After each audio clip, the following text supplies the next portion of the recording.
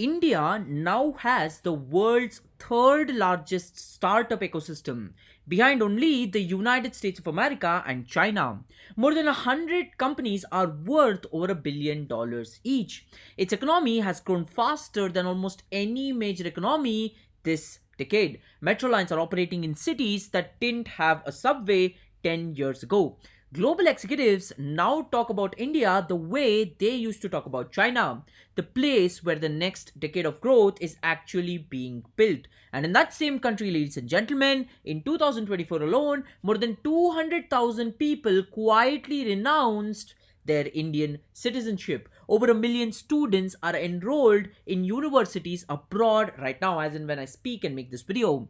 Many of them amongst the country's most capable graduates, engineers, doctors, and researchers. The people India spent the most educating kept choosing year after year to build their futures somewhere else. That's the puzzle we're going to decode. A country accelerating by almost every economic measure, while a steady stream of its most valuable people head for the exit. This isn't really a story about India though. It's a story about a question every rising nation eventually has to answer. Now, start with what's actually true. India has been among the fastest growing major economies on earth this decade. It's home to more than 150,000 registered startups and over 100 unicorns. Its diaspora sends home $137 billion in the year 2024 alone, more than any other country receives in remittances, and nearly double of what India actually spent on its entire military. By almost every headline number, India is actually winning. So, why does the outbound line keep growing? Why do so many of the country's top engineering graduates treat a foreign job offer as the finish line of their education, not a detour from it? The obvious answer is money. Salaries abroad can be 5 or 10 times higher for identical work. But if this was purely about paychecks, the story, ladies and gentlemen, would not end there.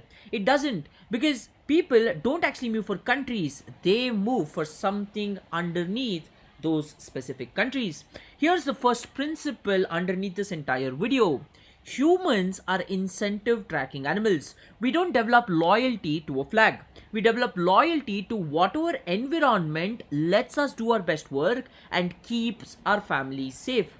A country from this angle is really just a bundle of incentives wearing a national costume. It's schools, it's codes, it's air, it's rules for who gets ahead and how. When those incentives point outward, talent flows outward. That's not betrayal, it's actually perfect arithmetic. Picture a 24-year-old weighing her options. She isn't just comparing salaries. She's asking whether her research will be funded, whether a contract will be honored if a dispute lands in court, whether a promotion goes on merit or goes on to go on connections, whether air in her city will cost her future children a measurable slice of their lung capacity. No single factor actually goes on to decide migration. It's the sum of dozens of small frictions, each one nudging the scale until leaving quietly becomes the rational choice rather than the most dramatic one. Which means this was never really a story about people rejecting India, right? It's a story about where incentives currently point at. Start with competition. India produces more STEM graduates every year than almost any country on planet Earth, and the market for genuinely mediocritic skill matched jobs hasn't nearly grown as fast. The result is what economists call graduate underdeployment, a degree that qualifies you for far more than the job you can actually find. Even those who do land good jobs often face some of Asia's highest urban rents and the longest commutes, a tax paid in time, and money before the workday even starts. Then there's the physical cost of simply staying. New Delhi has ranked among the world's most polluted capital cities for 8 straight years and still running. And 66 of the world's 100 most populated cities are actually in India. The byproduct of coal power, crop burning, and a constitution boom that outpaced clean air regulations. That's not background noise, it's a measurable tax on childhood development and life expectancy. Add friction on top of that, and Indian courts are currently carrying more than 5 crore, which is over 50 million cases pending, with roughly 21 judges for every million citizens against a recommendation of about 50. A commercial dispute that resolves in months in Singapore can take years in India simply because the system is understaffed relative to the case loads. And for an entrepreneur, the uncertainty becomes a cost priced into every decision before it's even made and actually implemented in the business. None of these problems work in isolation.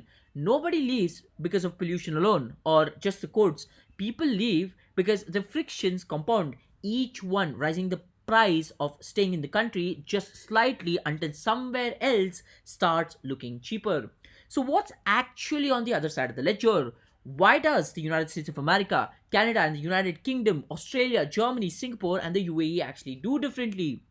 Not because these places are, top utopias. Talk to an Indian immigrant in Toronto working her qualifications, or an H1B holder in California who has waited over a decade for permanent residency, and you'll hear about loneliness, visa uncertainty that can unravel years of planning, and a quieter discrimination that never fully disappears. The trade offs don't vanish abroad, they just go on to change the shape. What these countries genuinely offer is a different mix of the same underlying incentives. The United States alone spends nearly 5 times of what India actually spends on research and development as a share of its total economic size. Their universities sit near the top of nearly every global ranking.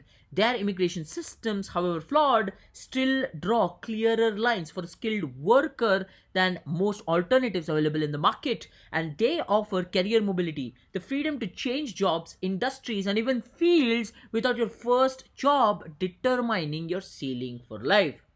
Here's the twist worth noticing. This competition isn't static. In 2025, the number of Indian students studying abroad actually fell for the very first time in 3 years.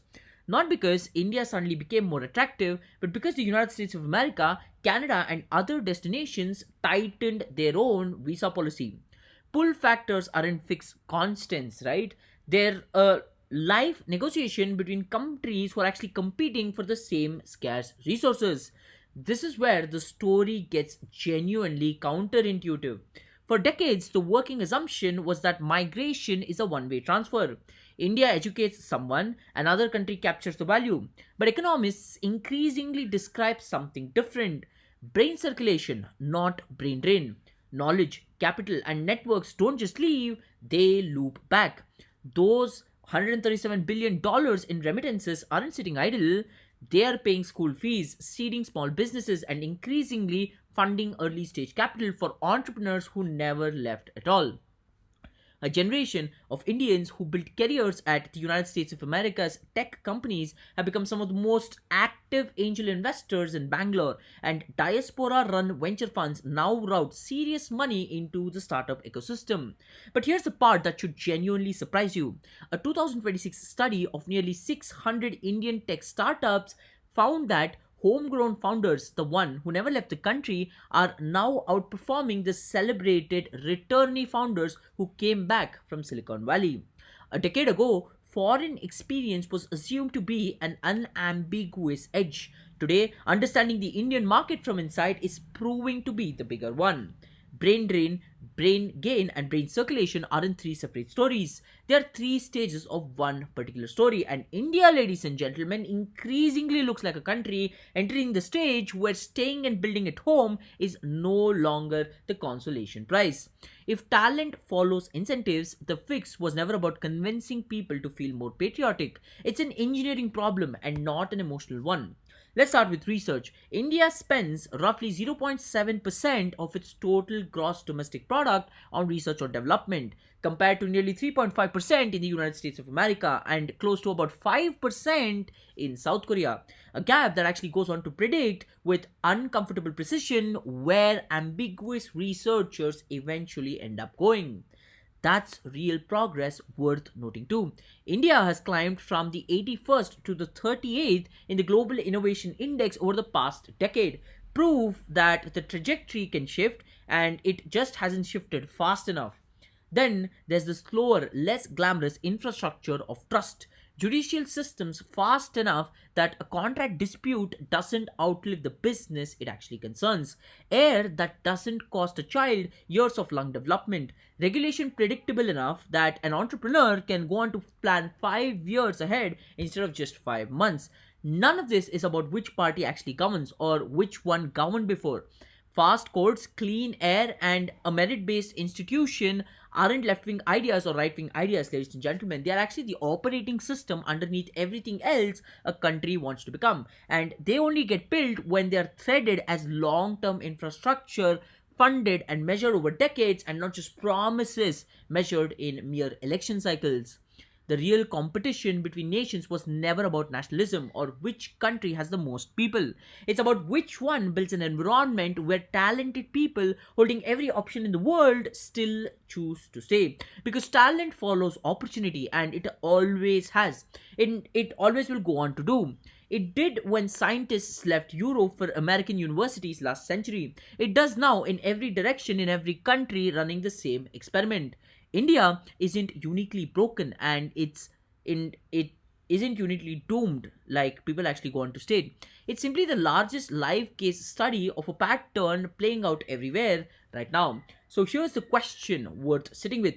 Whether you're an engineer in Bangalore, a student in Toronto, or a parent watching your child pack a suitcase for the airport, if you were building a country from scratch, what would you need to build to make sure that the brightest citizens actually go on to stay in the country and not leave?